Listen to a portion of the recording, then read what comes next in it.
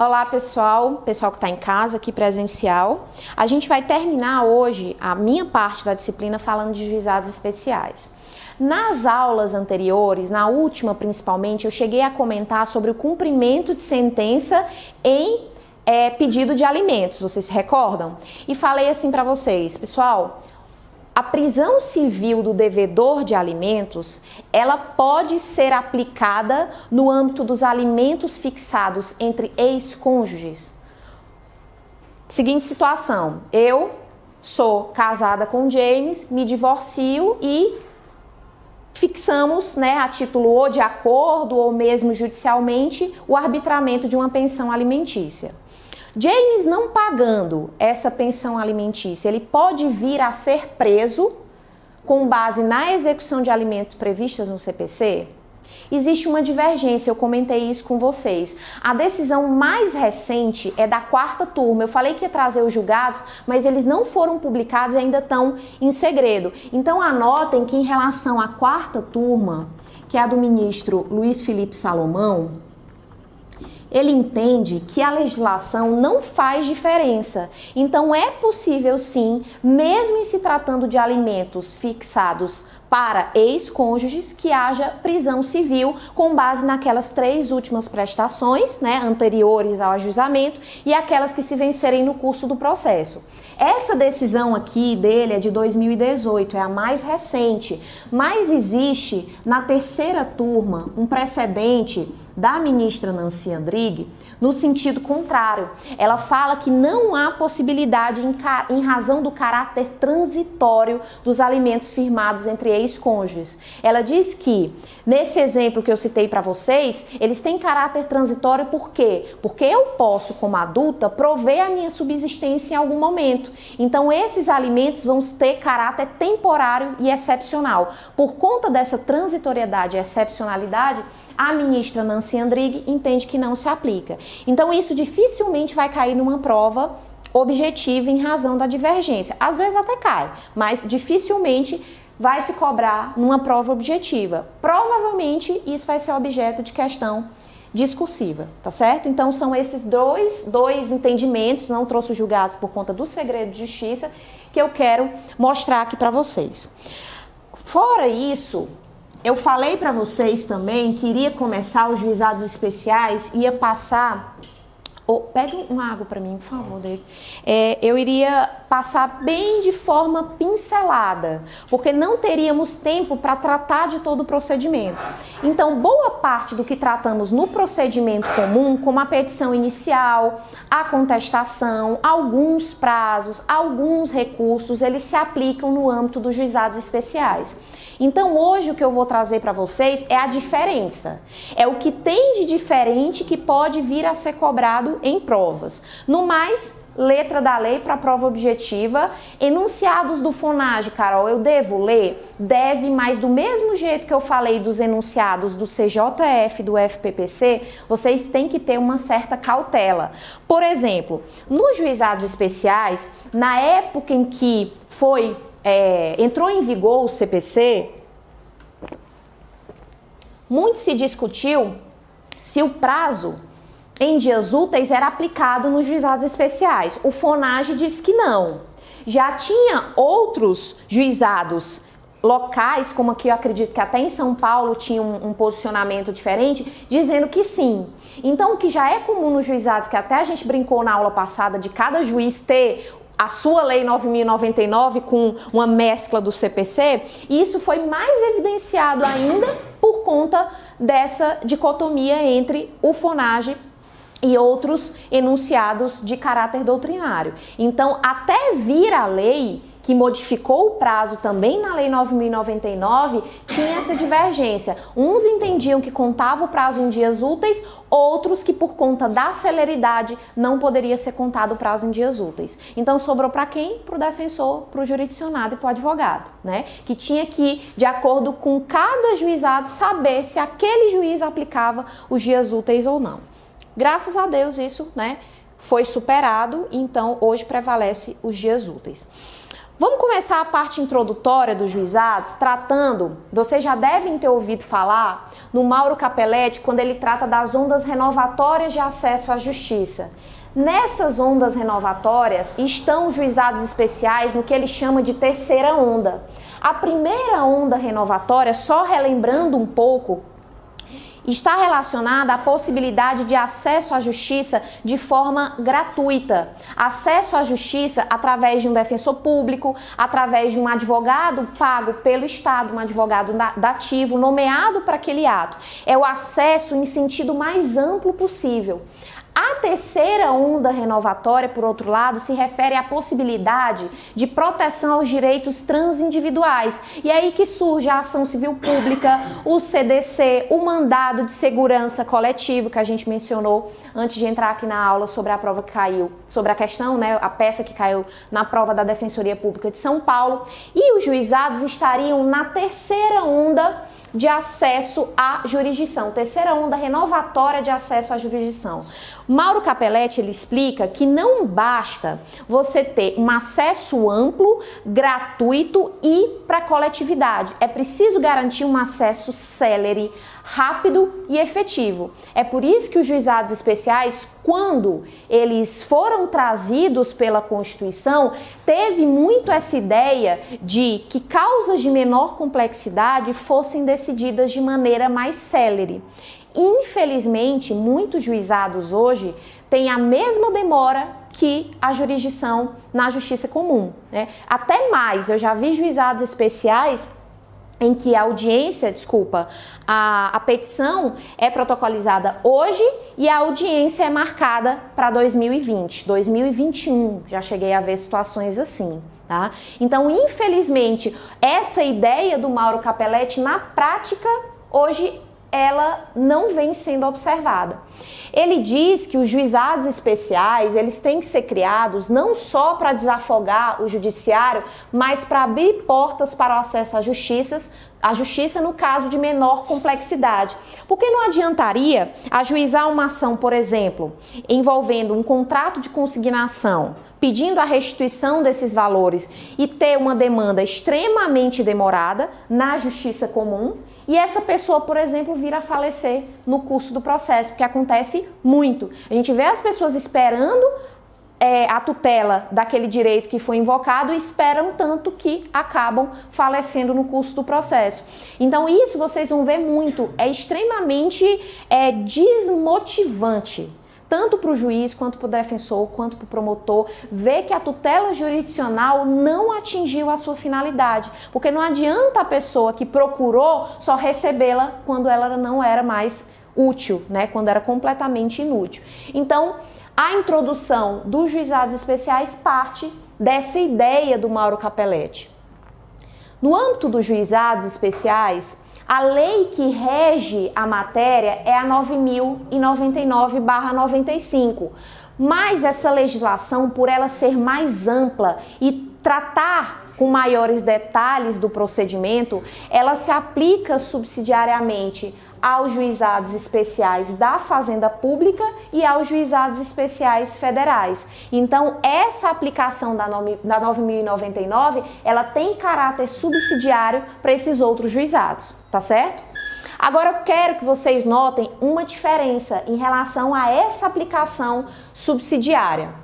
Um dos critérios de competência utilizado pela Lei 9.099 se refere ao valor da causa. O valor da causa para se sujeitar ao âmbito dos juizados tem que ser de, no máximo, 20 salários mínimos sem advogado e até 40 salários mínimos se assistido por advogado.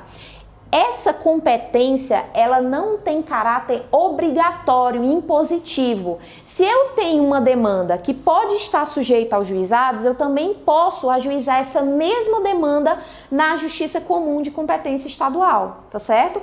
Isso segundo a Lei 9.099. Mas nos juizados especiais federais, a situação é diferente. A competência deles é absoluta. Se eu tenho uma causa de até 60 salários, que o valor aqui de alçada aumenta no âmbito dos juizados especiais de caráter federal, eu só posso ajuizar naquele juizado. Eu não posso ter a opção da jurisdição comum estadual e do juizado especial cível, como ocorre na 9.099. Então, essa é uma das diferenças.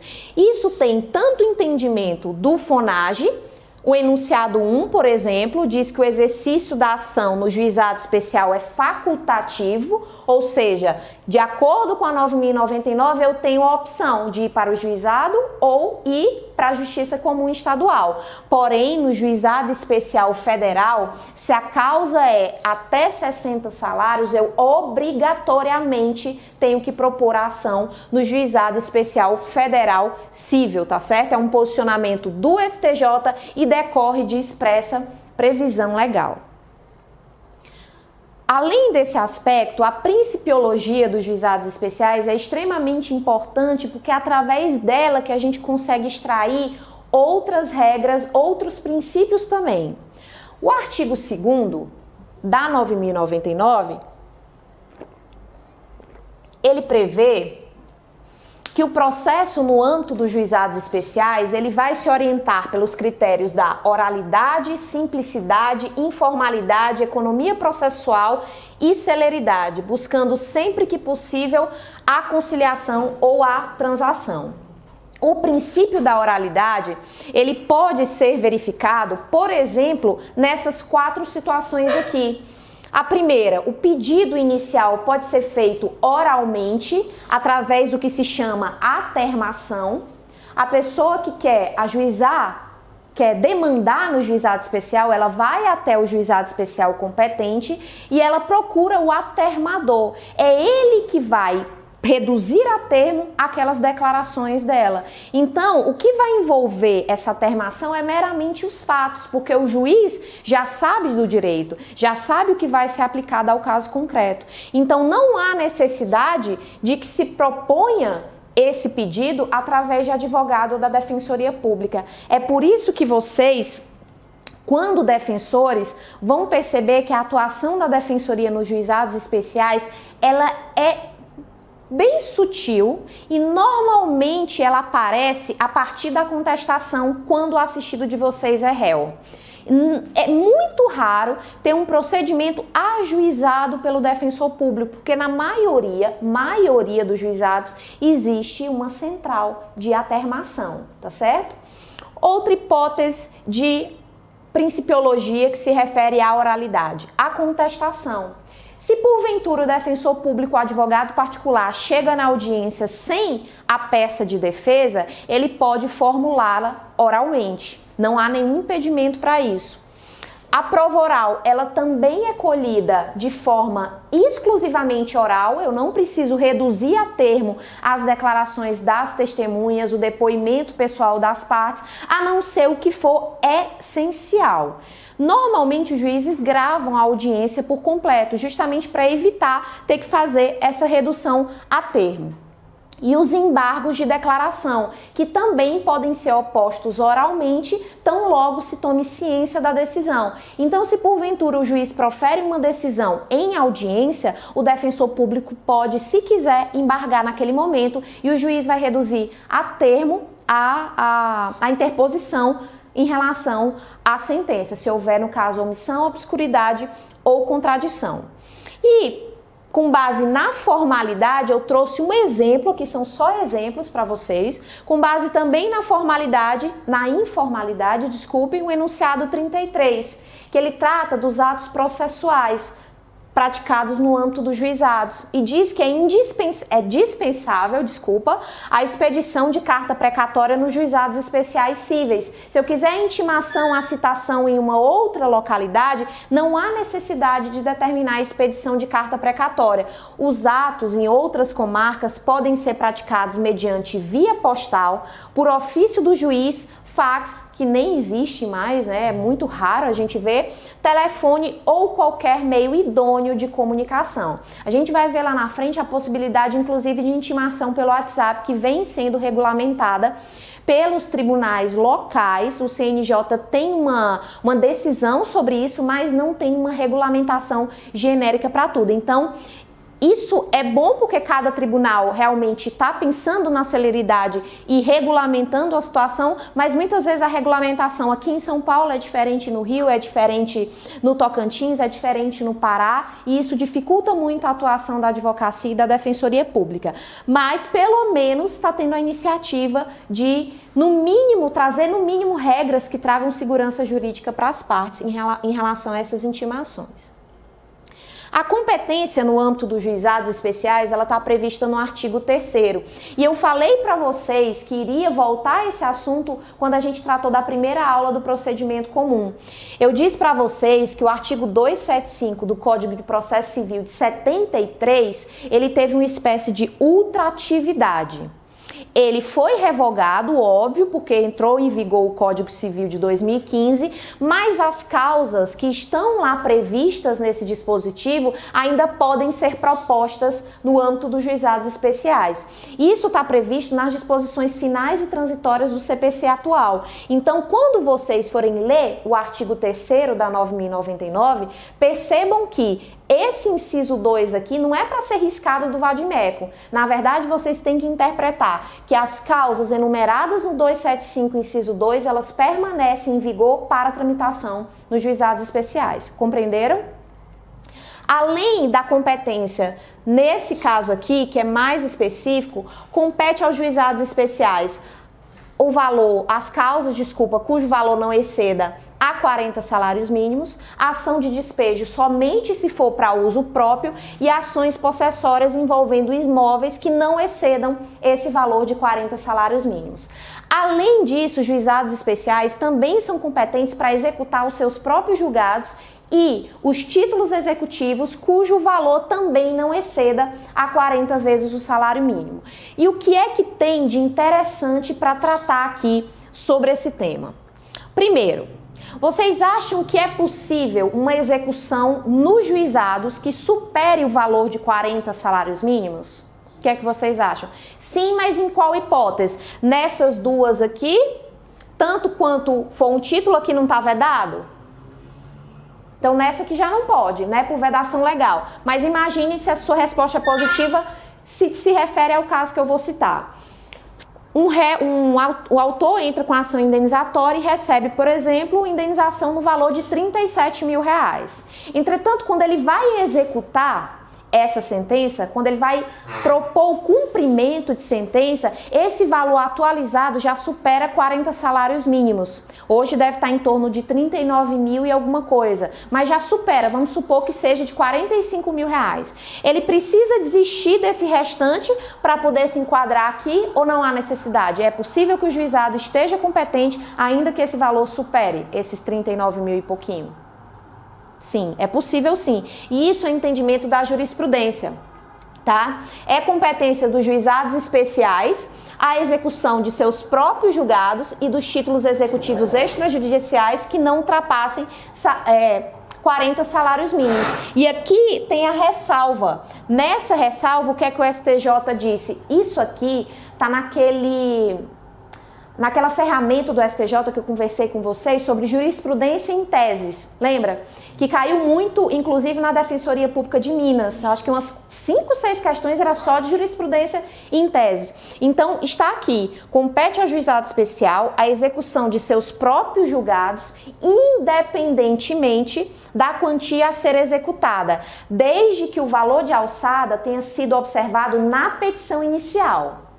Se lá na petição o valor de alçada foi maior do que 40 salários, aí tem que desistir realmente, né, do excedente. Ou então o juiz vai entender que ele não é competente e remeter os autos para a justiça competente.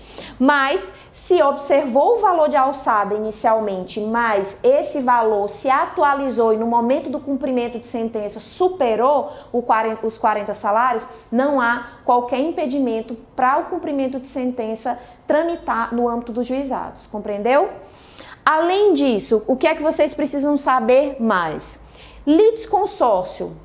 No litisconsórcio, a gente já tratou com vocês falamos um pouco lá no procedimento comum, embora não entramos na questão da intervenção de terceiros e do litisconsórcio.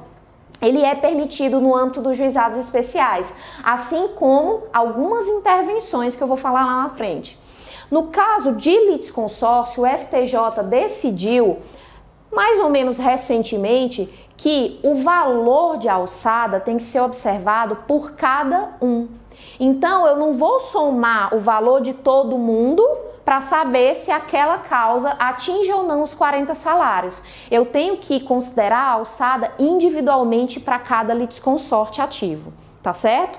Isso é entendimento tanto do STJ quanto também é entendimento do FONAGE, tá certo? No âmbito dos juizados especiais da Fazenda Pública, tem o enunciado 2 do FONAGE que trata desse mesmo tema, só que se referindo aos 60 salários mínimos, tá certo? Vocês não precisam anotar porque tudo isso vai estar no material disponibilizado para vocês. Então, em síntese, o juizado especial é competente para executar os seus próprios julgados, ainda que eles excedam 40 salários mínimos, e para executar títulos extrajudiciais, desde que não exceda 40 salários mínimos. Compreenderam a diferença?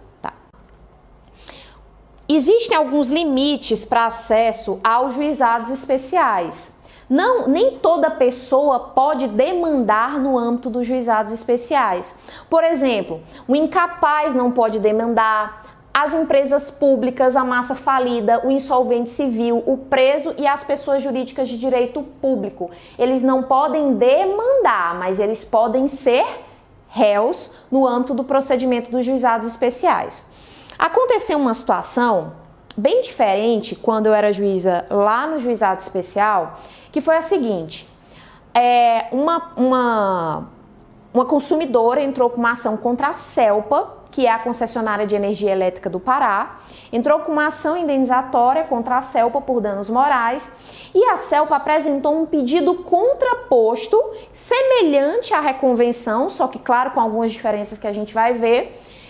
Apresentou esse pedido contraposto dizendo que na verdade, além dela não ter direito à indenização, ela está devendo porque houve fraude no medidor e se comprovou que durante aquele período não houve a medição correta. Então a CELPA entrou com um pedido contraposto. É possível, nesse caso, uma empresa concessionária de energia elétrica, pessoa jurídica de direito privado, demandar através de um pedido contraposto? O que é que vocês acham? Não pode. Por que não pode? Porque senão ela estaria... Lembra que o pedido contraposto, assim como a reconvenção, é um contra-ataque do réu em face do autor. É uma situação em que ele poderia, pelo menos em tese, ajuizar uma ação contra a parte requerida que ajuizou a ação contra ele. Então, não é cabível. Essas pessoas aqui que são vedadas de apresentar petição, demandar nos juizados especiais, elas também não podem apresentar pedido contraposto.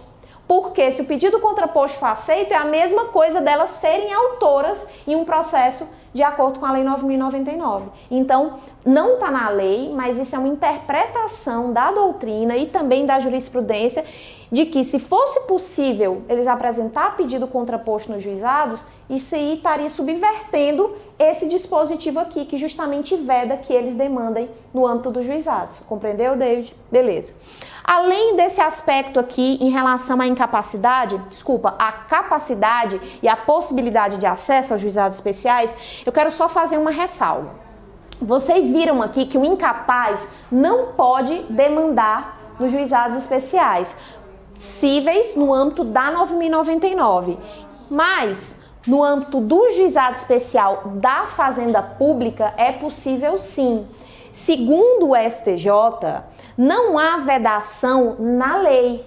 Então, como não há vedação, eu não posso aplicar subsidiariamente a 9.099, porque essa aplicação subsidiária é só quando eu não tiver regramento específico sobre aquele tema. Então, o STJ decidiu que é possível reconhecer há possibilidade do menor incapaz demandar como autor no âmbito do juizado especial da fazenda pública, não do juizado especial civil regido pela 9.099. Perceberam a diferença?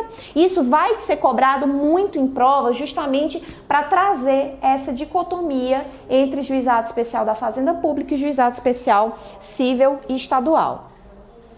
A competência territorial no âmbito do juizado, se eu estiver falando um pouquinho rápido, aí vocês me interrompem, porque como tem muita coisa para a gente tratar hoje, eu estou acelerando um pouquinho.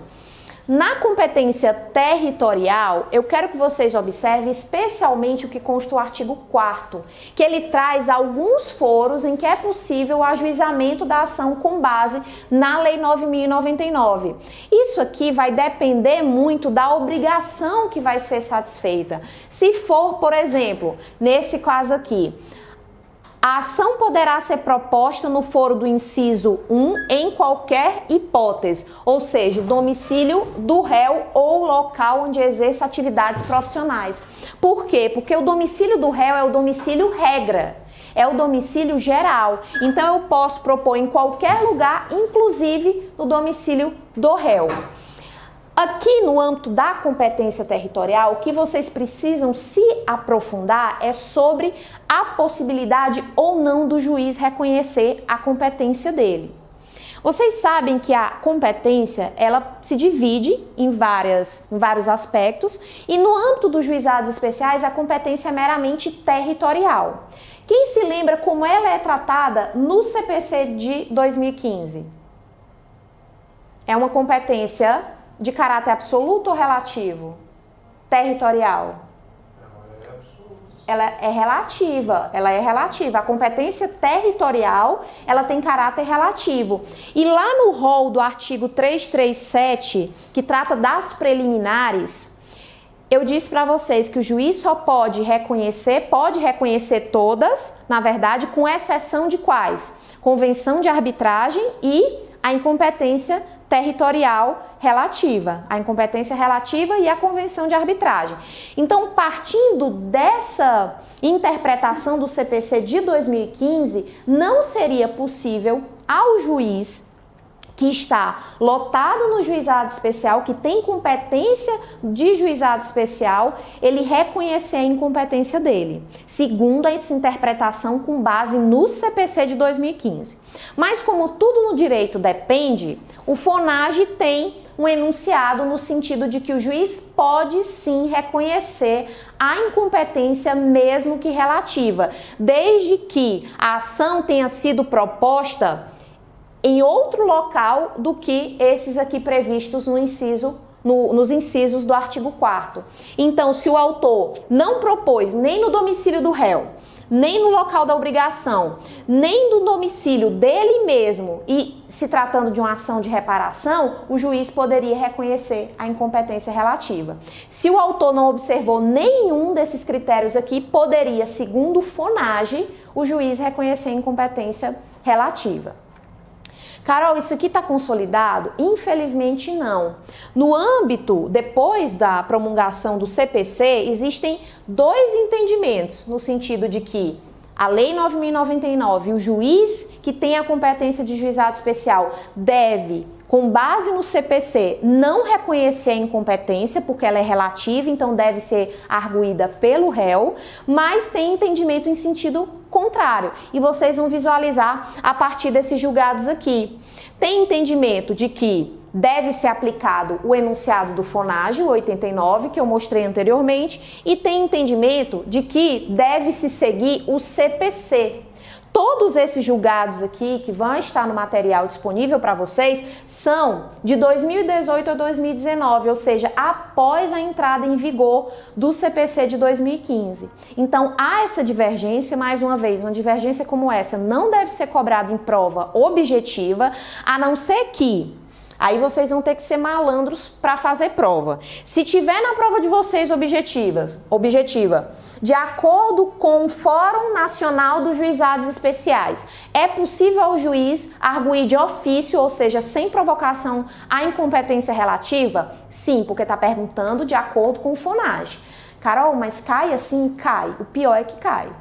Tá? Pergunta-se muito de acordo com o STJ e o STJ pensa uma coisa e o STF outra. Aí você pensa assim, não, eu vou responder conforme o STF, já que ele é a corte máxima que interpreta a Constituição. Mas o examinador vai dizer para você assim, eu não perguntei sobre o que o STF pensa, eu perguntei sobre o que o STJ tem de entendimento, tá certo? Então observem essa divergência, mas para o FONAGE é possível reconhecer incompetência territorial.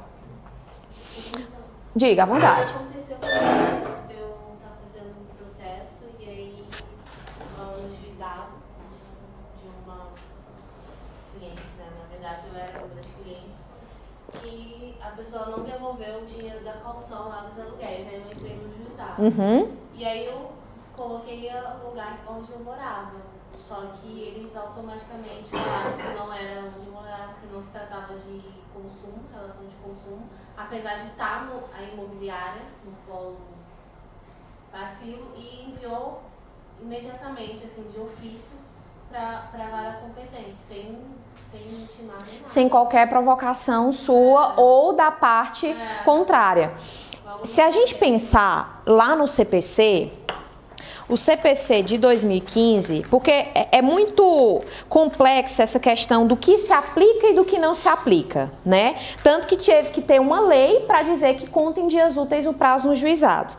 Nesse exemplo que você me citou, eu penso que poderia o juiz ter adotado, talvez, o que diz o artigo 10 do CPC, que trata da parte principiológica.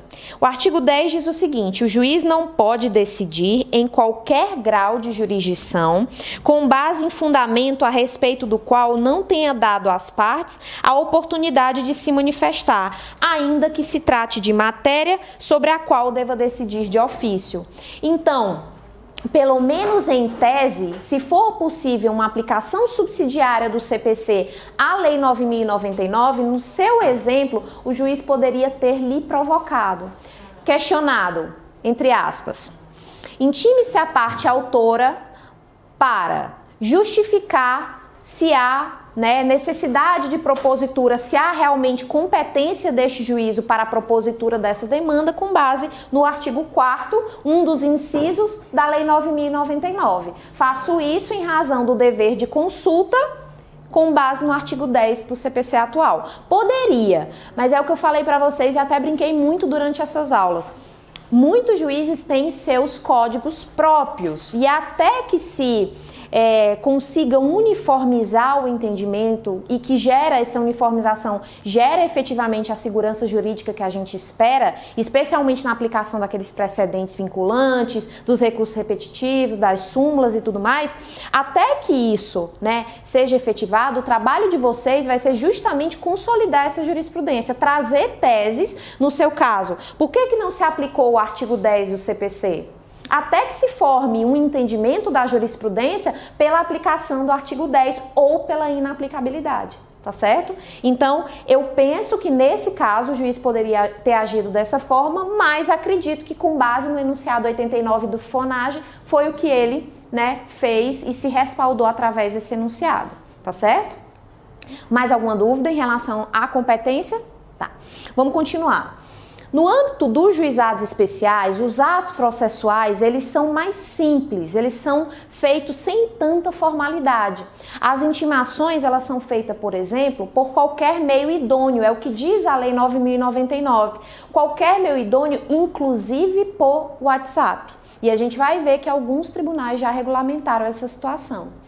No âmbito dos juizados especiais, a contagem dos prazos é em dias úteis e agora é isso que prevalece porque teve que ter uma lei alterando essa disposição, porque existia uma divergência se aplicava ou não o 219 do CPC de 2015 à Lei 9.099.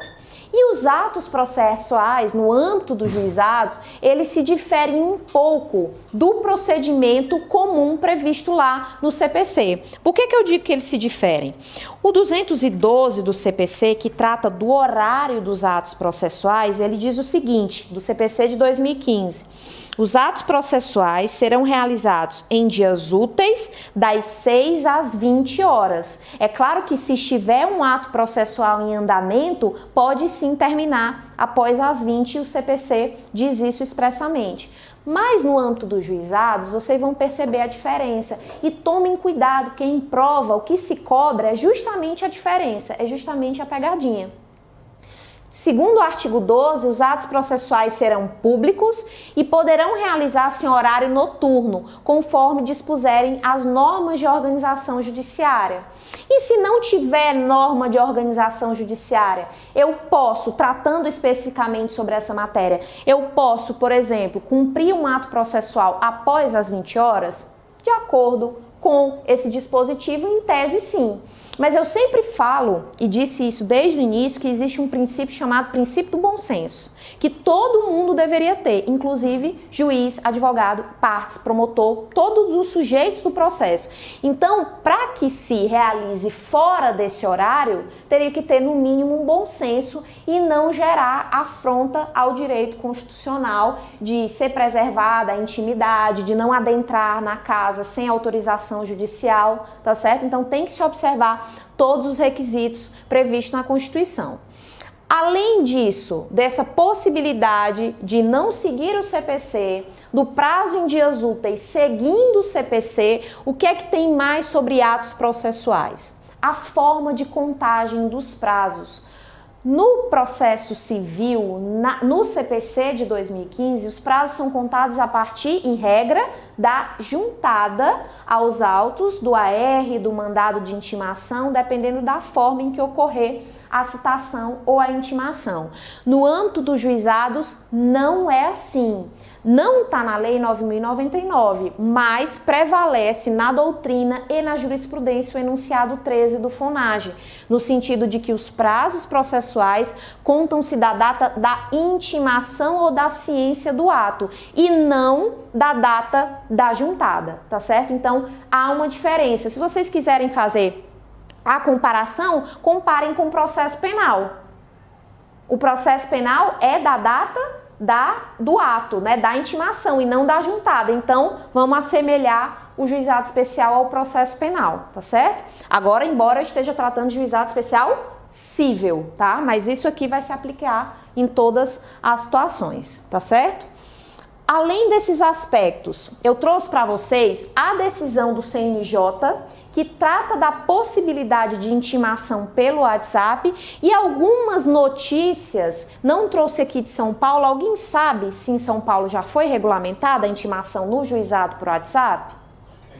Acho que ainda não, mas de toda forma, né, essa é uma notícia, salvo engano, essa daqui é de 2018, eu não tô conseguindo ver aqui, 2018. 11 tribunais já usavam o WhatsApp para envio de comunicações. Essa é uma notícia do Conjur de 2018. No DF já tem, no Pará já tem, em Minas também já tem. Isso aqui está sendo regulamentado normalmente por portaria ou por resolução. E nesses casos aqui, é somente as intimações. Algumas deliberações dos tribunais consistem em estabelecer parâmetros mínimos de segurança para saber que a parte realmente foi intimada. E para que ela seja intimada pelo WhatsApp, ela tem que querer. Se ela disser, por exemplo, lá no Pará, o instrumento normativo diz exatamente o seguinte: a parte pode optar por receber as intimações através do WhatsApp. Mas se ela falar, olha, eu não quero receber intimação pelo WhatsApp, eu quero receber intimação pelo meio formal, através do meu advogado, pelo Diário da Justiça ou pessoalmente, se for o caso, tá? Então, depende muito da regulamentação de cada tribunal. O CNJ, embora não tenha trazido uma regulamentação geral, ele permitiu essa possibilidade nesse procedimento de controle administrativo, nesse PCA, porque justamente foi questionada essa prática por um determinado tribunal. Então, em 2017, ele disse que é possível sim a utilização dessa tecnologia, porque eu falei para vocês que as intimações no âmbito dos juizados, elas podem ser realizadas por qualquer meio idôneo. Então, com base nessa expressão, qualquer meio idôneo, é que o STJ decidiu que é sim possível a intimação através do WhatsApp, tá certo? E depois dessa decisão é que vários tribunais começaram a regulamentar essa situação das intimações. Desse aspecto atinente aos atos processuais, eu quero que vocês observem também a questão da citação na Lei 9.099, porque ela se difere da citação no procedimento comum do CPC de 2015. Por que ela se difere? A gente chegou a comentar aqui, até com o Marcos, que ele questionou, sobre a citação por edital. E eu mencionei, Marcos, não é possível no âmbito dos juizados a citação por edital. Então, ela só acontece por correspondência, que é a regra, ou então através do oficial de justiça, que é a exceção. Essa citação por oficial de justiça normalmente ocorre no âmbito dos juizados quando, por exemplo, não há possibilidade de entrega pelo sistema dos correios na localidade. Vocês pensam que deve ser difícil um lugar que não tenha correios. Não, é muito, muito comum. Tem diversos interiores que existe uma agência, mas não existe o serviço de entrega. Então, a intimação que é direcionada àquele endereço fica na agência aguardando o destinatário ir buscar aquela documentação. Mas imaginem o seguinte, tem uma localidade lá no Pará, onde a minha jurisdição abarcava essa localidade, que é chamado de Água Azul do Norte. Tem um local onde as correspondências são entregues, mas não existe um serviço de entrega aos destinatários nas suas respectivas residências. Então, você teria que ir até o correio para saber o que chegou para você. Então, vocês acham que um requerido vai todo dia nos correios para saber, eu fui intimado de algum procedimento, eu sou réu em algum processo, eu sou requerido em algum processo? Claro que não. Então, quando for uma situação como essa, seja no procedimento do CPC ou da 9.099, vocês já podem requerer a citação ou intimação por oficial de justiça, tá certo? Mas a regra, excepcionada essa hipótese, é que a correspondência por AR, né, seja o meio mais efetivo e o regramento mais utilizado no âmbito da Lei 9.099, tá certo? E aqui o dispositivo, o artigo 18, que diz justamente dessa excepcionalidade da citação por oficial. Se necessário, será feita a citação por oficial de justiça, se necessário. Então, sempre justifiquem, principalmente peça processual, prática, né? Seja na teoria em prova quanto na prática, justifiquem a necessidade da citação por oficial de justiça, tá certo? Além desse aspecto procedimental, também vale lembrar que a revelia no processo da 9.099 é diferente da revelia no procedimento do CPC de 2015. Vocês se lembram que a revelia no CPC de 2015, que a gente tratou dela, é a não apresentação de defesa. É isso? É a não apresentação de defesa. Ou, se for o caso, aquela situação que a gente conversou, o requerido apresenta a reconvenção, mas não apresenta a contestação. Nesse caso, o que é que vai incidir? Os efeitos materiais da revelia e não os efeitos formais. E aí, se você tiver alguma dúvida, você olha as aulas anteriores que a gente se aprofundou mais sobre esse tema. Mas a revelia na 9.099, ela ocorre quando o réu não comparece à sessão de conciliação. Então, Carol, se porventura eu apresento a defesa, mas o réu não comparece, ainda assim vão incidir os efeitos da revelia? Sim. Não é a mera apresentação de defesa, acontece isso muito. Tem gente que não compreende o procedimento da 9.099, chega uma defesa entregue por advogado e o autor não comparece ao ato processual. Nessa hipótese incidem sim os efeitos da revelia. Mas lembrando, a revelia não implica automaticamente a procedência da ação. Então é claro que o juiz vai ter que analisar se as alegações do autor são verossímeis, se a prova constante dos autos também indicam a procedência do direito autoral. Caso contrário, ele não poderá julgar procedente mesmo em face da revelia, Compreenderam? Então, a audiência de conciliação ou a audiência de instrução e julgamento indica a revelia da parte requerida. Se for o réu, o autor, o faltante, o ausente a essas audiências, o que vai acontecer? A extinção do processo sem resolução do mérito com base no artigo 51 da Lei 9.099.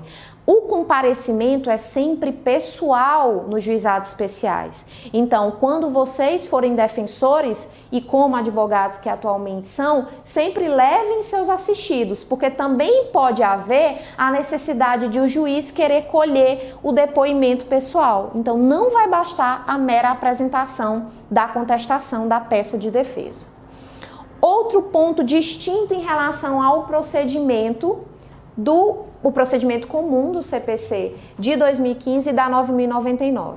Falei para vocês que a contestação ela pode ser oral ou escrita. Se for oral, o juiz vai reduzir a termo. Se ela for escrita, ele junta no processo e na audiência pode oportunizar a parte de apresentar réplica.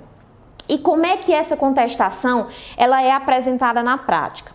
Existe um enunciado do FONAGE que diz o seguinte: que a contestação pode ser apresentada até a audiência de instrução e julgamento. Não sei se vocês já viram esse enunciado. Mas eu comentei com vocês que alguns juízes fazem audiência una nos juizados, audiência de conciliação, instrução e julgamento. Nessa hipótese, a contestação vai ser apresentada nesse ato, não vai se dar um prazo para a apresentação da contestação. Então, se não trouxe nessa audiência una, apresenta oralmente. Não vai ter a possibilidade de um prazo para apresentar por escrito. A possibilidade de réplica na Lei 9.099 não há previsão, mas é óbvio que se na contestação, por exemplo, for uma situação assim, a parte autora, ela aduz que não fez o empréstimo consignado e que houve fraude na obtenção desse empréstimo. Então ela requer tanto a declaração de inexistência daquele débito, quanto indenização por danos morais por ter ocorrido uma diminuição do seu patrimônio com os descontos indevidos em folha, correto? Então, na contestação, o banco requerido apresenta um contrato assinado, supostamente assinado, pela parte autora.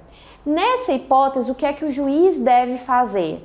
Oportunizar que oralmente, porque prevalece a oralidade no âmbito dos juizados especiais, oralmente a parte autora se manifeste sobre aqueles documentos.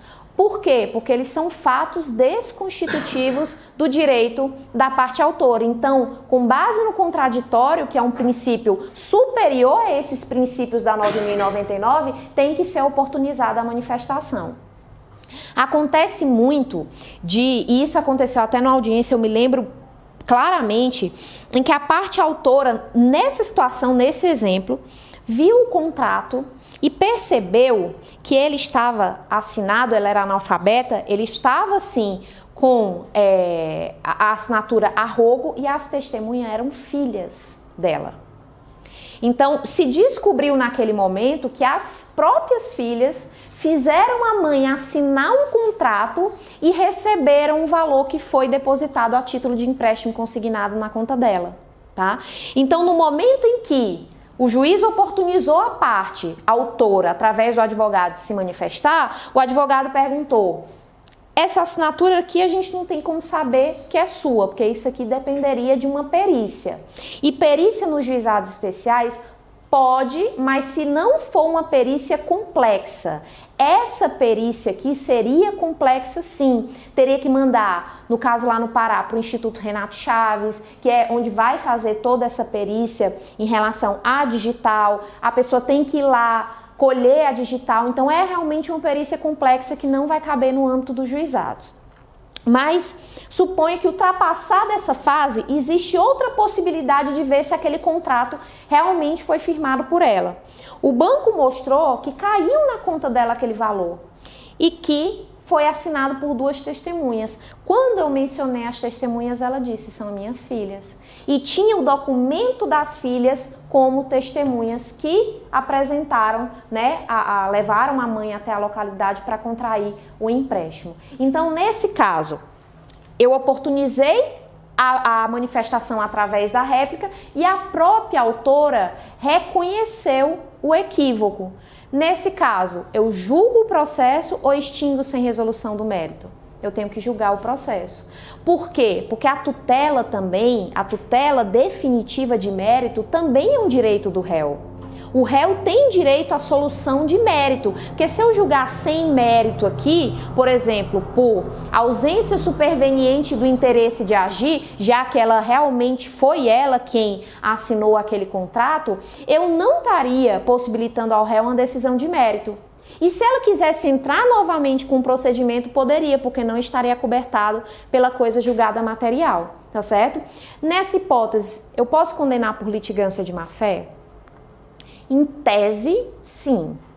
Mas na situação concreta em que realmente se vislumbrou a vulnerabilidade daquela pessoa em relação ao patrimônio que foi tomado realmente pelos filhos, é óbvio que por uma questão até de bom senso, mais uma vez, o princípio do bom senso não foi condenada, ela não foi condenada por litigância de má-fé. Porque se houvesse a condenação por litigância de má-fé nos juizados, ela também poderia ser condenada em custas. Vocês se lembram que no juizado não há custas nem honorários, salvo por aquele que foi condenado por litigância de má-fé. Então, eu não poderia gerar um prejuízo gigantesco para quem acabou sendo prejudicada por uma questão familiar extremamente séria, né? Então, nessa hipótese, teria que ter o julgamento do mérito, mas não apliquei a litigância de má-fé. A contestação, ela pode ser apresentada, ela deve, ser apresentada por ocasião da audiência, oral ou escrita, e pode vir acompanhada do pedido contraposto. O pedido contraposto, como eu falei inicialmente, é um contra-ataque do réu em face do autor. Se assemelha à reconvenção, porém com algumas peculiaridades, porque o pedido contraposto no juizado, ele não prevalece se a ação principal for extinta, né? Ele tramita junto, é como se, pense naquela situação do direito civil, o acessório segue o principal. Então, tudo que acontecer no processo vai gerar efeitos no pedido contraposto. Na reconvenção, não. Na reconvenção, se o autor desistir da petição inicial, se o autor desistir da ação, a reconvenção vai continuar tramitando. Ela é autônoma. O pedido contraposto, ele é dependente daquele processo. Então, tem essa diferença e também que o pedido contraposto, diferentemente da reconvenção, ele não tem custas também. A reconvenção, ela tem custas.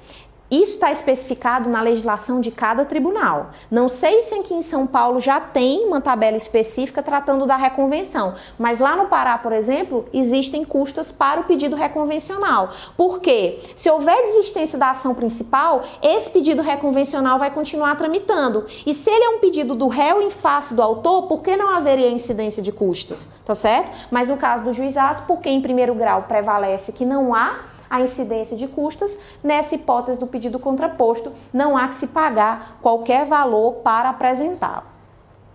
A audiência de instrução, como é que ela ocorre nos juizados? Eu falei para vocês, eu vou dar um exemplo de como seria todo o procedimento.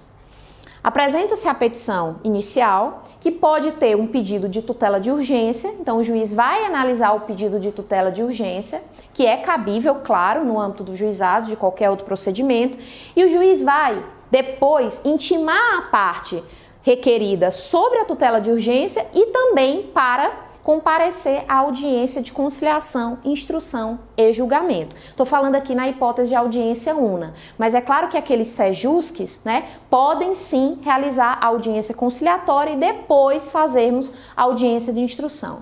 Mas imaginem a audiência una.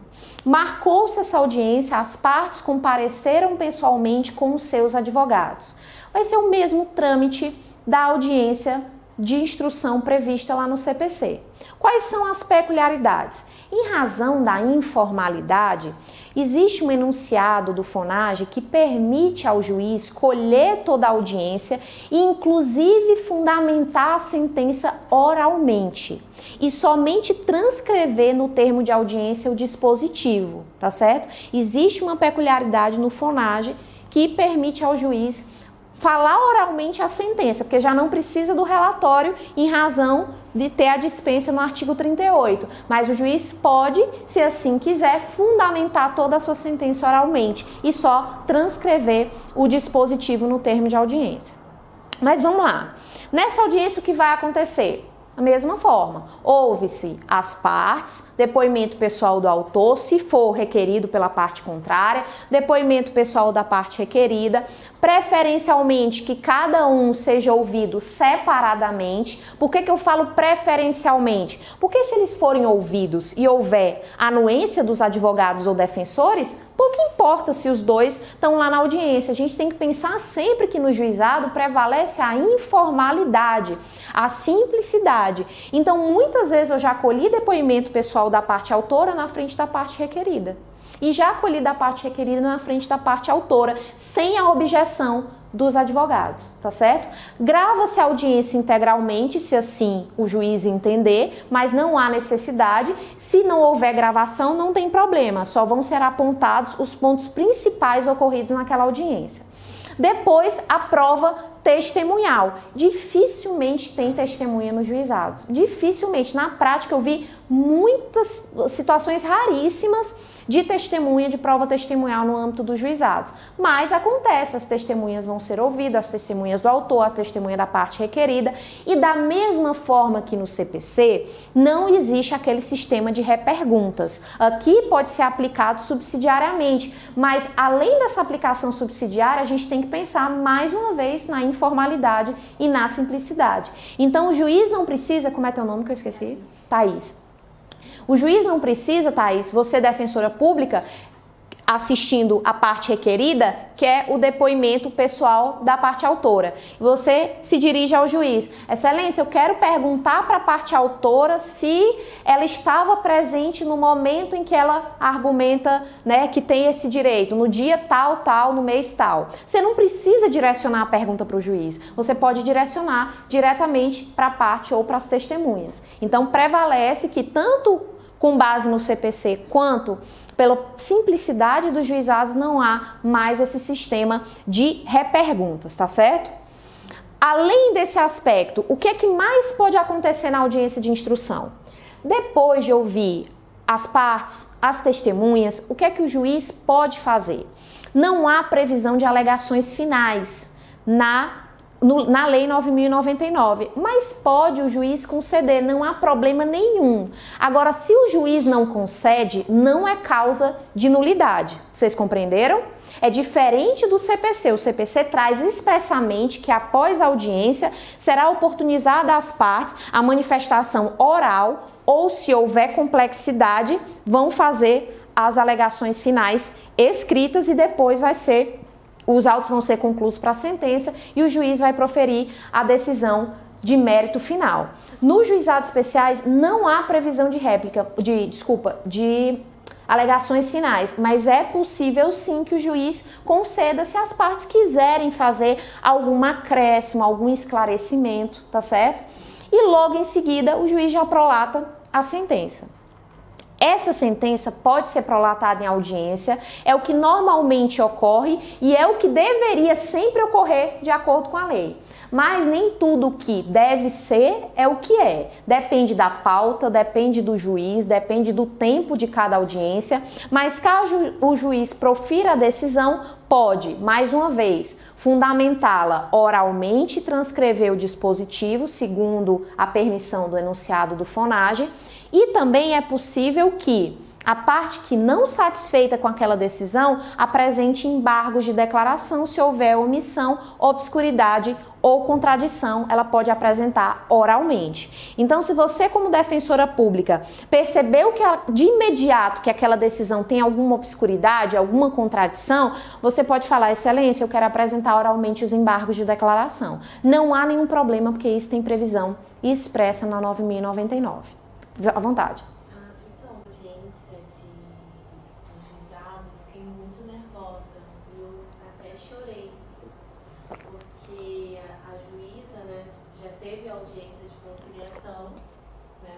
conciliador. É feita separadamente. Aí depois foi para instrução. Em outro dia. No mesmo No mesmo dia. Não teve conciliação com o conciliador e foi para audiência de instrução com o juiz. Aí parece que a juíza tentou fazer novamente A conciliação. Né? Não há, só te interrompendo, a cada vez, não há impedimento porque o juiz pode, a todo momento, deve tentar conciliar as partes. Então, aí foi basicamente isso. Aí ela perguntou se eu concordava com o valor depositado nos autos. Eu falei que não concordava. Aí ela perguntou, tem como aumentar mais um pouquinho para a parte contrária? Aí a parte contrária falou que não. Aí ela falou, nossa doutora, mas você concordou com esse valor e agora tá pedindo mais, eu vou oficiar para a OAB para abrir um processo administrativo contra você, porque foi questão de honorários. Uhum. E aí eu fiquei super nervosa, comecei a chorar, falei, nossa, sério, eu tô aqui e você... Ai, professora, foi uma coisa horrível.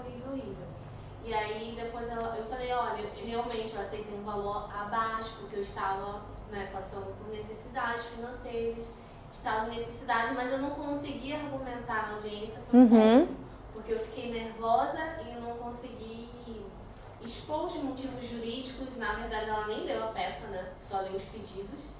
E aí agora eu tô fazendo recurso, mas assim, foi uma péssima experiência. No âmbito dos juizados ou em qualquer outra situação, eu comentei aqui na aula que, assim, era muito bom se os juízes fossem advogados antes.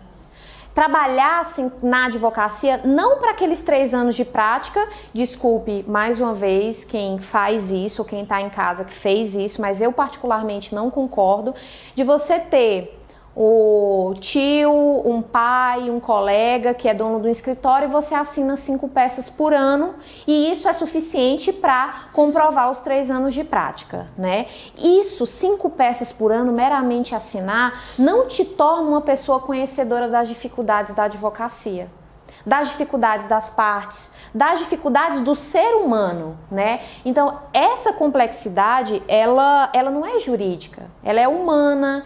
Trata de empatia, de solidariedade, de compreensão, de compaixão, de todos os sentimentos que deveriam ser incorporados, né, por todas as partes, não somente pelo juiz, mas que infelizmente não é o que a gente vê. Porque prevalece, e a gente vai agora para o lado jurídico, a simplicidade, a informalidade nos juizados. Então não havia necessidade, né, de todo esse conflito, esse choque, até porque... Se você quiser mudar de ideia, se você, por exemplo, na conciliação, você tivesse proposto 10 mil e a outra parte não tivesse aceito, e na presença do juiz ela mudasse de ideia, você também pode mudar de ideia.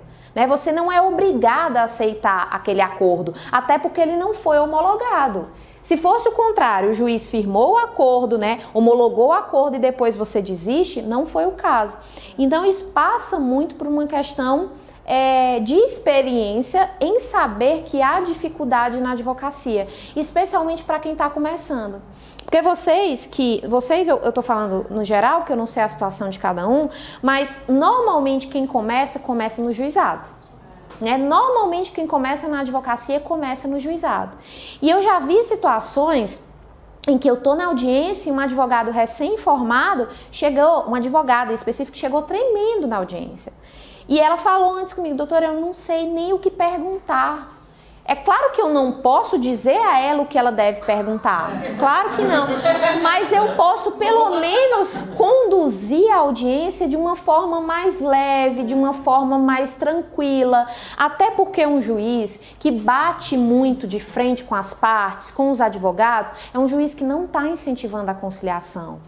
Já é muito desgastante você ajuizar um processo, já é muito desgastante você ir ao fórum, já é muito desgastante você esperar a audiência, às vezes você espera 1, 2, 3 horas de atraso, não por culpa do juiz, acontece, eu não estou colocando, eu já fui magistrada e já atrasei audiência em 3 horas, porque tinha um monte de custódia no meio e custódia você tem que fazer antes de fazer do juizado. É uma questão realmente de privilegiar um procedimento que está lidando com a liberdade.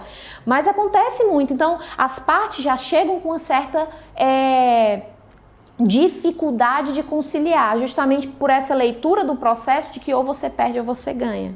Não tem esse diálogo, essa cooperação, né? Então, assim, é uma situação casuística, mas que não é, infelizmente, exceção. Eu tenho certeza que não foi só você que passou por isso. Mas numa situação como essa, eu sugiro, como advogada que fui, permanecer silente e falar, excelência, faça o que a senhora entender melhor. E depois você vai, né, rebater, se for mesmo instaurado um procedimento contra você pela OAB, porque primeiro eles vão te pedir esclarecimentos, e aí você leva profissionalmente, porque realmente não vale a pena bater de frente com a parte, com o promotor, com o juiz, com nada. O que vocês têm que argumentar é, no processo.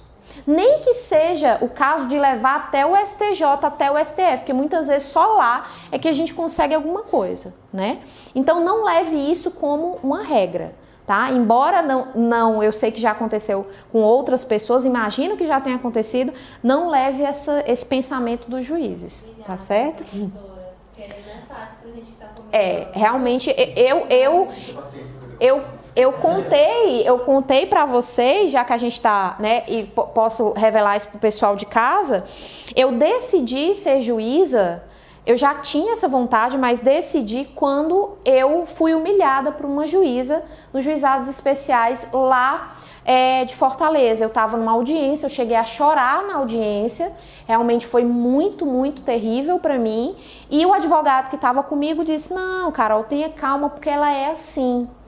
O serventuário dela, o diretor de secretaria, eu não sei o que ele era, veio conversar comigo, né, e me falou que ela realmente estava estressada naquele momento, mas no final das contas, o que ela mandou eu fazer foi voltar para o início da faculdade. Foi isso que ela falou. Mas não sabe das nossas dificuldades, não sabe, né? Então não adiantava eu rebater, eu tentar argumentar e dizer para ela que aquilo ali eu tinha me expressado mal, ela tinha entendido de forma errada. Não adianta, é melhor a gente ficar calada, tentar se colocar no lugar do outro, porque muitas vezes o outro tá com um problema e não deixou o problema em casa, trouxe o problema pro trabalho, né? Infelizmente a gente vai passar por isso e você vai passar outras vezes, eu tenho certeza, infelizmente. Então vamos lá, depois a gente começou a falar da sentença, você mencionou que recorreu no seu caso. A sentença pode ser proferida em audiência, os embargos de declaração apresentados em audiência e depois vem o recurso inominado. E a gente vai tratar dele um pouquinho mais na frente. O que eu ainda quero conversar com vocês é no âmbito dos embargos de declaração. Aqui eu preciso especificamente voltar um pouco para a parte da natureza jurídica dos recursos. Natureza jurídica dos embargos, desculpe. Os embargos, vocês podem até perguntando, nossa, como natureza jurídica? Embargo não é recurso? Isso não está pacificado? Né? Só que existe uma discussão, e essa discussão ela tem relevância especialmente nos juizados especiais. Por que eu digo isso? Os embargos, eles têm natureza jurídica de recurso. Mas existe uma doutrina minoritária que fala que os embargos não têm natureza de recurso. Por quê? Porque recurso, você inaugura uma outra instância e os embargos eles são apresentados no juízo de origem prolator da decisão. Então essa doutrina entende que embargos de declaração não têm natureza recursal. Mas qual é a relevância dessa discussão no âmbito dos juizados especiais? A relevância aqui, vocês sabem que nos juizados especiais existe o ius postulandi.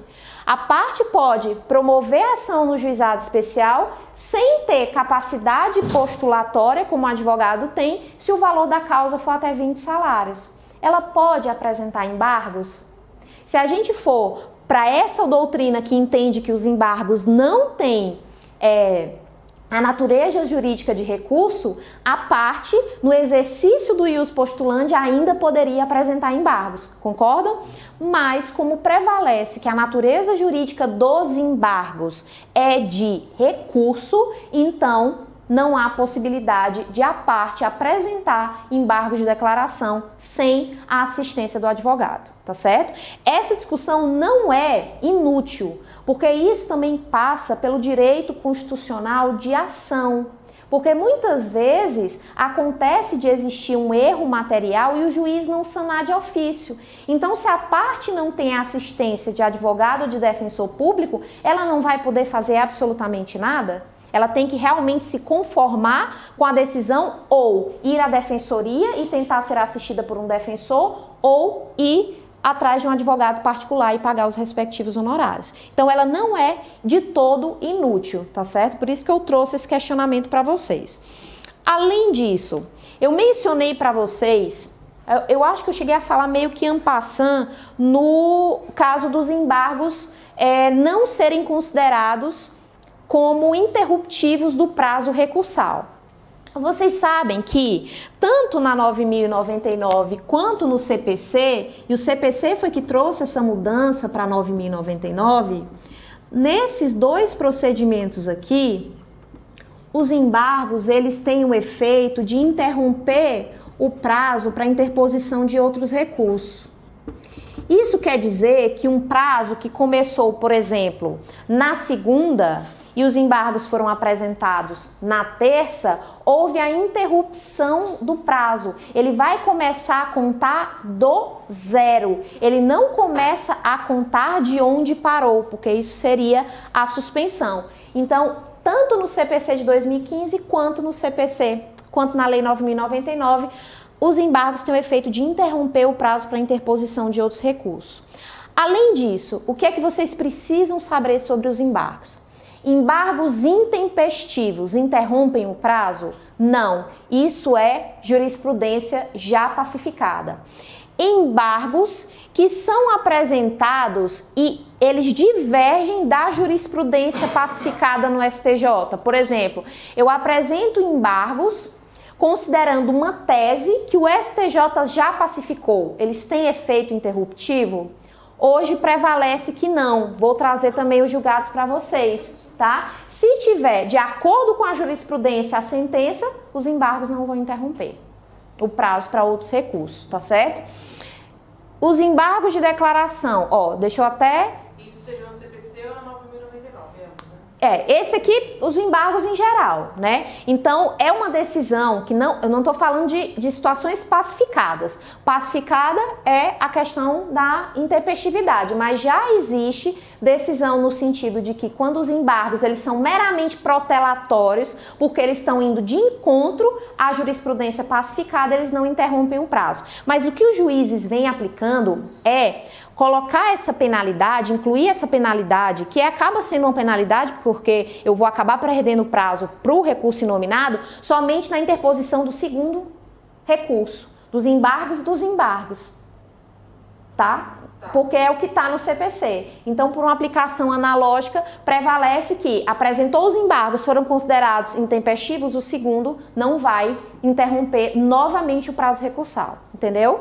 Aqui também um outro julgado que diz que se a decisão for tão genérica, os embargos de declaração, quando oposto contra a decisão de inadmissão de recurso especial, também não interrompem o prazo recursal. Se for inadmitido o recurso especial, qual é o recurso cabível? Agravo interno, né?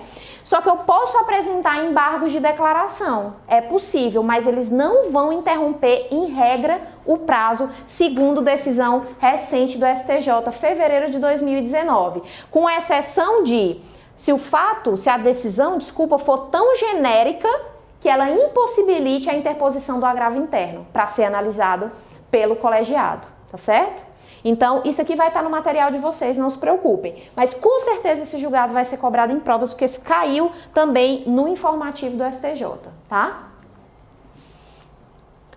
Qual é o outro recurso que é cabível no âmbito dos juizados? O recurso inominado. Carol, ele é a mesma coisa da apelação? Ele parece muito. O prazo é diferente, vamos lá estabelecer alguns aspectos aqui.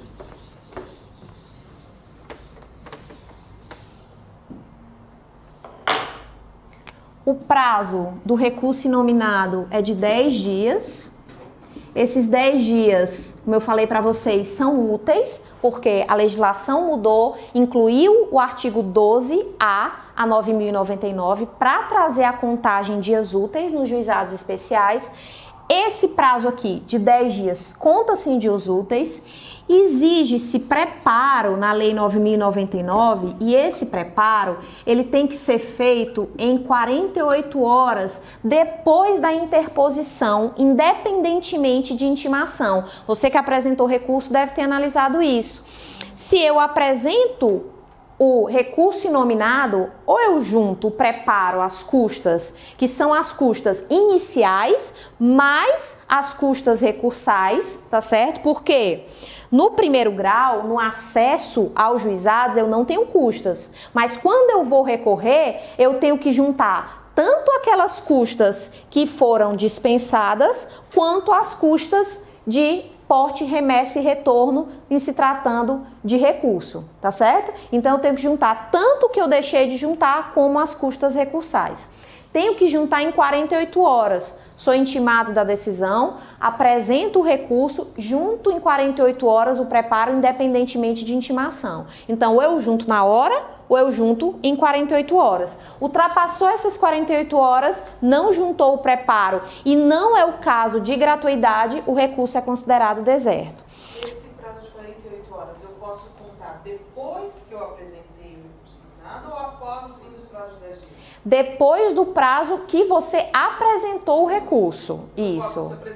Se você apresentou isso, aqui ó, o recurso será interposto no prazo de 10 dias por petição escrita e o preparo será feito nas 48 horas seguintes à interposição e não seguintes ao término do prazo de 10 dias. Você apresentou no primeiro dia, paciência, não vai ter mais 9 dias para apresentar o preparo, vai ter que apresentar nas 48 horas seguintes.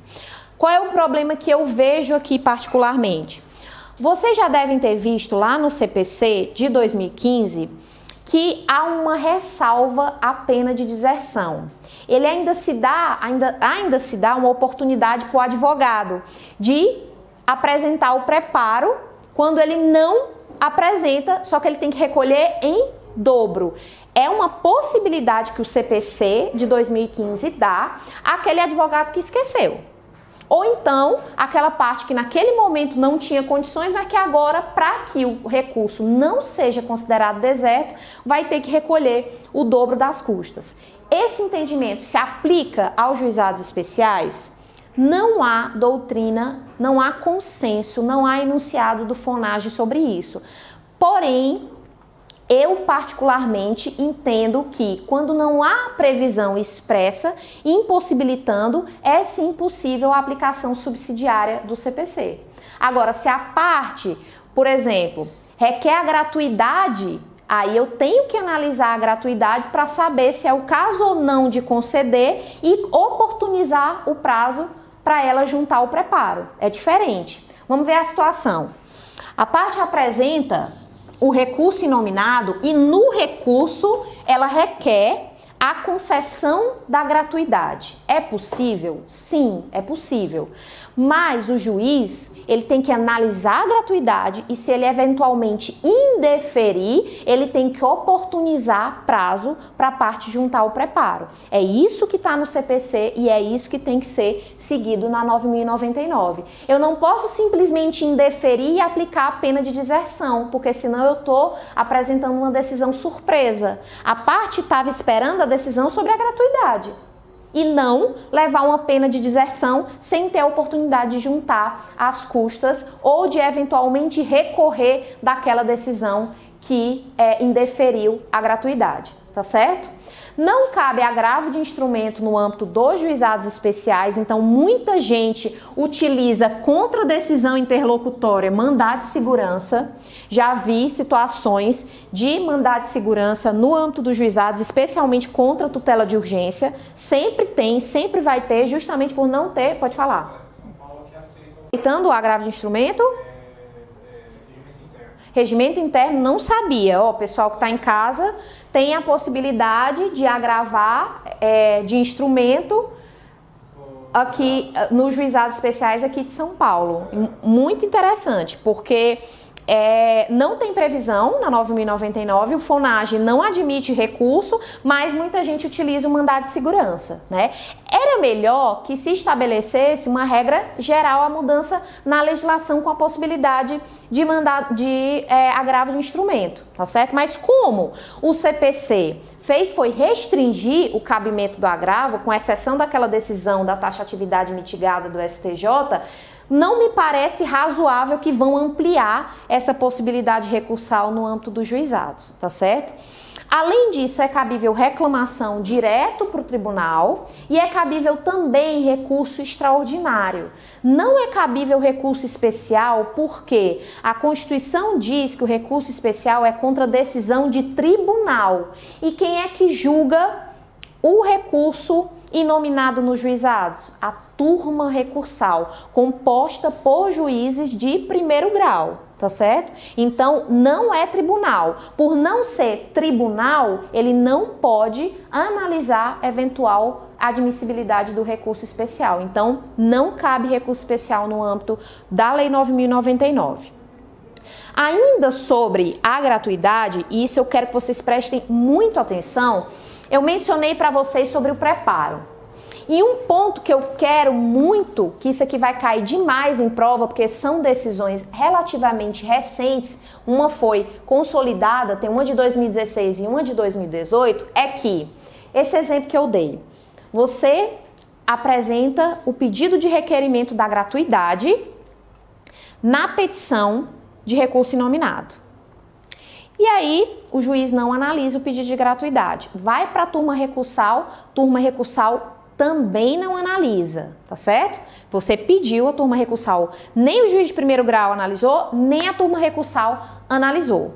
E aí, quando vem a sentença, condenação em sucumbência, sem aquela ressalva, suspensa em razão da concessão da gratuidade. Você foi condenado integralmente. É possível? O STJ vem entendendo que não. Que quando o juiz não analisa, houve o deferimento tácito. Então, se você cala, é porque você consentiu com a gratuidade. Não é justo que a parte que requereu a concessão de um benefício, que estava com aqueles requisitos devidamente preenchidos ou não, isso não importa, porque ela espera uma prestação jurisdicional, ela espera uma resposta, ou negativa ou positiva, mas o juiz não dá nenhuma nem outra. Nesse caso, lá no recurso inominado, na decisão final, ou na apelação, ou no recurso extraordinário, ou em qualquer fase recursal, se não houve análise do pedido de gratuidade, considera-se que houve deferimento tácito, tá? São esses dois julgados aqui, um mais antigo e esse mais recente. Então, pode ser que caia assim na prova de vocês. A gratuidade da justiça não autoriza deferimento tácito. Errado. É necessário que o juiz aprecie, óbvio, por um dever de fundamentação, mas se ele não apreciar, considera-se que houve o deferimento tácito. Isso aqui é muito importante para vocês, muito, tanto na teoria quanto na prática, tá certo? Além desses aspectos aqui, o que é que eu quero observar com vocês sobre os recursos? A gente já estudou que o juízo de admissibilidade, vamos só retomar aqui, o juízo de admissibilidade na apelação, nós chegamos até a comentar bem superficialmente, ele é feito por quem? Só pelo juízo ad quem. Beleza.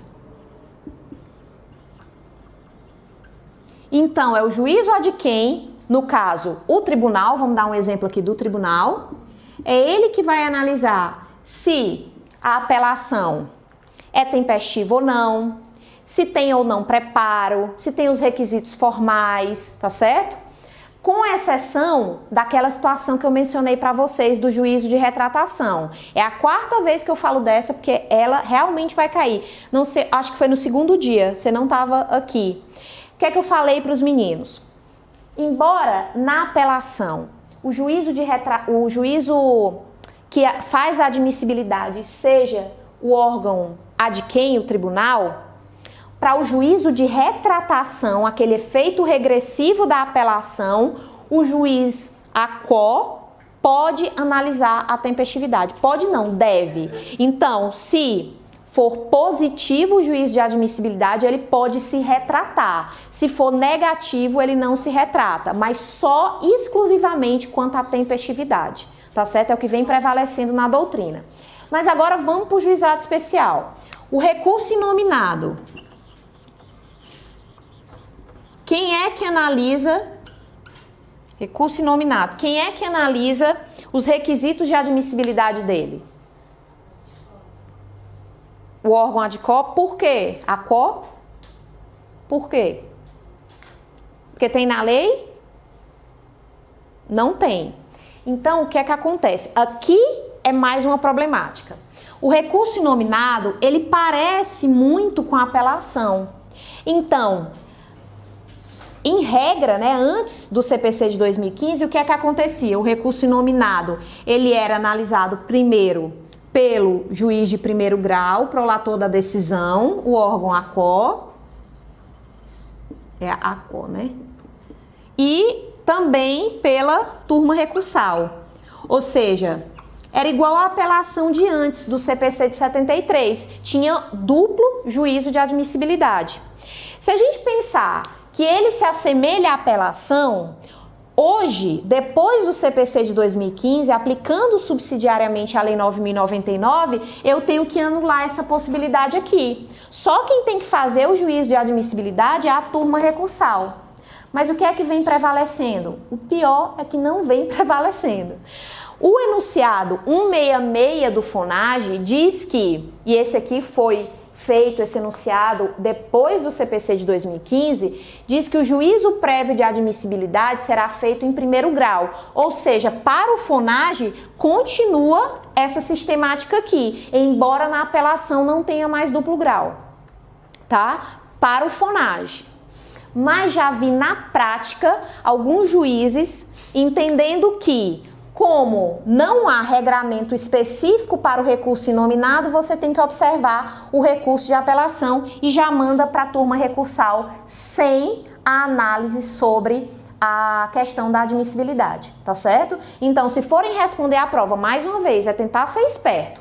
Responder a prova com base no FONAGE, é possível, sim, que o juízo de admissibilidade seja feito tanto pelo órgão ACO quanto pela turma recursal. E se a gente for considerar a sistemática semelhante entre a apelação e o recurso inominado, não é essa possibilidade, tá certo? Compreenderam? Não há nada na doutrina ainda muito consolidado sobre isso. Vocês já devem ter percebido que muito pouco se escreve sobre juizado.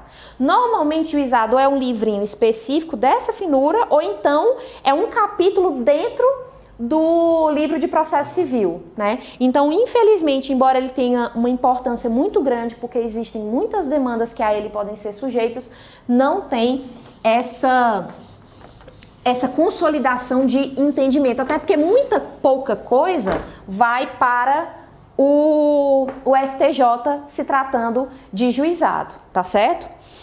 Ação rescisória e intervenção de terceiros no âmbito dos juizados.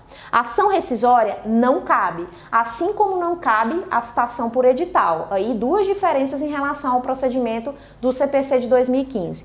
E intervenção de terceiros. A Lei 9.099 veda expressamente as intervenções de terceiro. Diz que admite-se o litisconsórcio, mas não há possibilidade de intervenção de terceiros. Mas tomem cuidado, porque isso vem caindo em prova. De acordo com o regramento dos juizados especiais, não há possibilidade de intervenção de terceiros. Isso antes do CPC de 2015, mas aquele incidente de desconsideração da personalidade jurídica, lá no final, nas disposições finais e transitórias do CPC, salvo engano, o artigo 1063, não sei se eu estou falando, vamos lá aqui, só conferir para não dar o artigo errado. Lá nas disposições finais transitórias, tem a previsão de que o incidente cabe no âmbito da Lei 9.099. Deixa eu achar que não é o 1063. O 1063 é relacionado ao 275, sobre o procedimento sumário.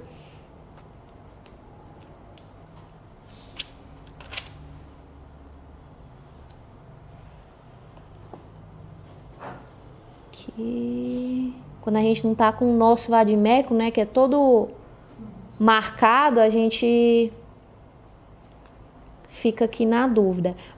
Aqui, 1062, em cima do 1063 eu não estava vendo. O incidente de desconsideração da personalidade jurídica aplica-se ao processo de competência dos juizados especiais. Então, quando vocês visualizarem em prova que não cabe intervenção de terceiros, é o que está expresso na lei. Mas se a gente adotar uma interpretação sistemática em relação ao CPC e a natureza jurídica do incidente, que é uma espécie de intervenção de terceiros, cabe sim intervenção de terceiros no âmbito dos juizados especiais, tá?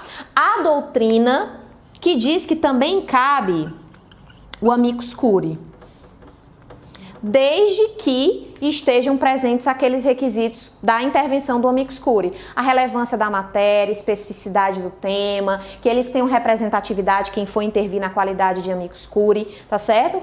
Aqui a gente tem que imaginar uma situação que transcende os direitos individuais, porque a intervenção do amicus curiae, ela normalmente tem um caráter mais coletivo, de pluralizar o debate e gerar um precedente, né, gerar uma decisão que seja mais democrática, né, que ela venha a ser debatida de uma forma mais ampla. Então, tem doutrina que diz que não impede a intervenção do amicus curiae, desde que presentes os requisitos legais. E o incidente é o que eu falei para vocês, interpretação do 1062 aplicada a 9.099, tá certo? Alguém tem alguma dúvida em relação ao procedimento dos juizados especiais? Não tem dúvida? Eu quero só deixar para vocês, existe um livro de jurisprudência em teses, no STJ, né? Um livro não, que ele fala, uma edição, desculpa, é a edição 89. Edição 89 do Jurisprudência em Teses do STJ, tá? Essa edição 89 é exclusivamente sobre juizados especiais. Eu trouxe para vocês uma delas, né? Que é o processamento da ação perante o juizado especial. É uma opção do autor. Se lembrem que eu falei que no juizado especial, se o valor da causa é até 40 salários, o autor pode optar pelo juizado especial cível ou pela justiça comum. Não é uma competência obrigatória, diferentemente do juizado especial federal, em que se a causa for até 60 salários, necessariamente eu tenho que ajuizar no juizado. Então, isso está previsto aqui na jurisprudência em teses.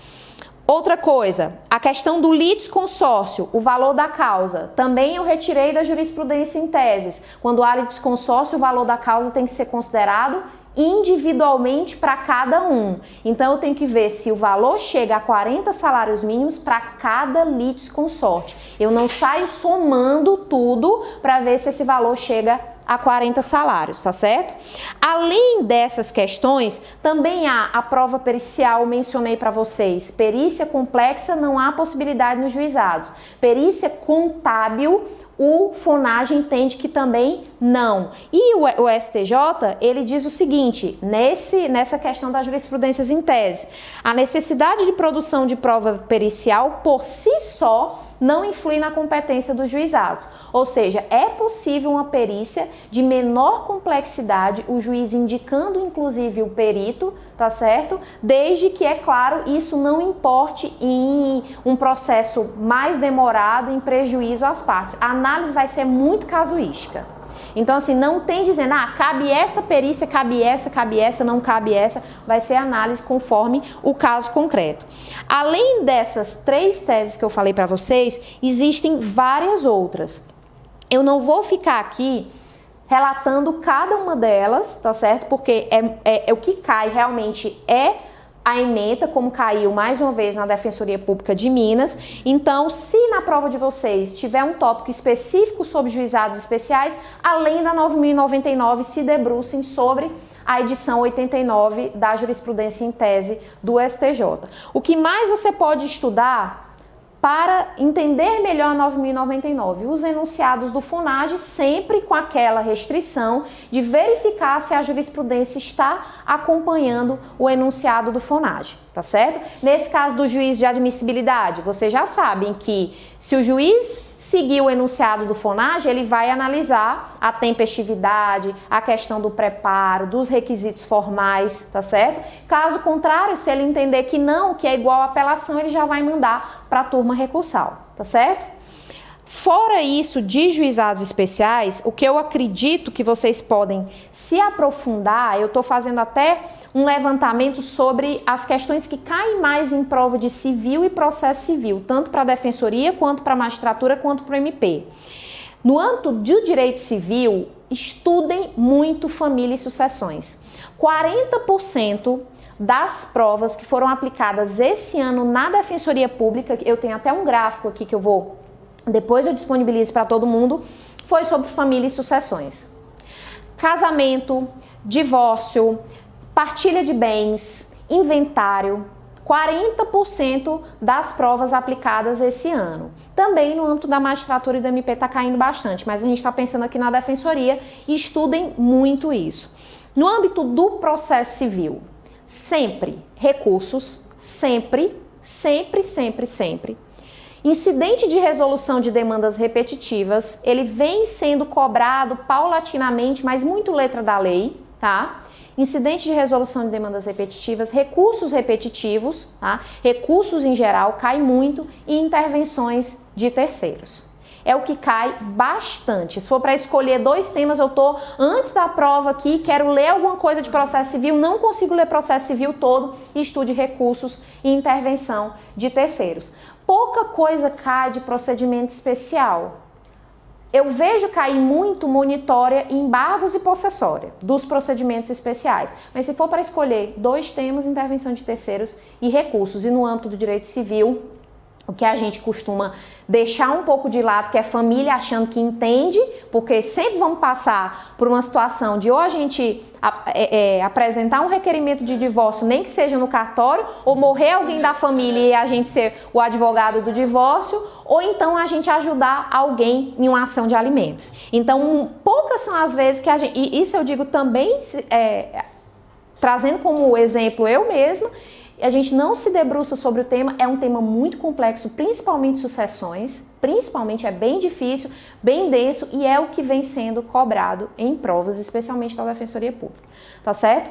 Agradeço demais aqui quem veio todos os dias, quem não veio, eu sei que não dá para vir todos os dias, o pessoal de casa que está acompanhando, eu vi que você já postou muita coisa no YouTube, vocês me ensinaram muito mais do que eu ensinei para vocês, tá? Vocês têm uma sensibilidade muito grande, um respeito muito grande, vocês batem palmas depois que termina a aula e eu acho isso incrível, porque não é só um sinal de respeito, é um sinal de gratidão, e eu acho que gratidão é o que falta, né, no nosso país, que falta na justiça como um todo, né, de se colocar no lugar do outro, de saber compartilhar as coisas, compartilhar conhecimento, compartilhar experiências. Então, eu com certeza aprendi muito mais com vocês do que eu acho que vocês aprenderam comigo, tá? Então, eu sou sempre à disposição. Tem o grupo no WhatsApp, tem o meu @civil e processo civil, que eu deixei aqui para vocês seguirem. Eu sempre disponibilizo lá materiais totalmente gratuitos, né, para ajudar as pessoas a entrarem nesse mundo dos concursos, onde a gente só vê coaching, a gente só vê cada vez as pessoas se especializando em como mostrar como se passa em concurso, mas esquecendo de que para passar em concurso não basta a gente só fazer prova, aprender a fazer prova. A gente tem que aprender a ser uma pessoa melhor, né, para chegar lá na frente e não acontecer as coisas ruins e a gente realmente se sentir desconfortável com a profissão, porque para ganhar 20, 25, 30 mil reais, basta você sentar o bumbum na cadeira e estudar. Mas para conseguir passar, como a colega falou aqui, né, da magistrada que infelizmente, né, acabou destratando ela, para você conseguir passar por situações assim, é só você tendo experiência como ser humano. É por isso que eu avalio que as questões que cobram um aprofundamento maior do que a letra da lei são questões que realmente querem defensores comprometidos, juízes e promotores. Quem cobra só a letra da lei não está imaginando os monstros que estão entrando no judiciário, na Defensoria Pública e no Ministério Público. Tá certo? Vamos finalizar. Obrigada.